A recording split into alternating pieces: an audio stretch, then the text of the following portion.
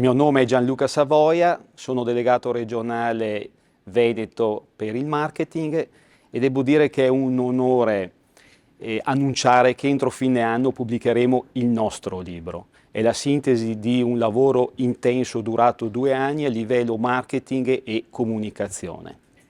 Vuole essere uno strumento di comunicazione istituzionale che veicola informazioni e valori della federazione. Riprenderemo nel titolo lo slogan nazionale Essere FIAIP con un richiamo alla regionalità in Veneto.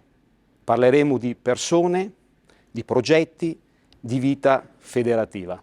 Il libro si prefigge di raggiungere portatori di interesse quali agenti immobiliari associati, agenti immobiliari non associati e l'intera comunità, ivi comprese le istituzioni, cercando di mantenere chiaramente un collante nel nostro interno, ma portando una comunicazione preziosa verso l'esterno. Vogliamo utilizzare canali di vendita affinché il libro possa essere acquistato da agenti immobiliari associati, ad esempio come regalo da fornire ai propri clienti, dal Collegio Veneto perché potrebbe essere uno strumento utilizzabile come benvenuto ai nuovi arrivati e comunque da chiunque a titolo informativo. Vorrei soffermarmi su 2 aspetti che ritengo emozionali.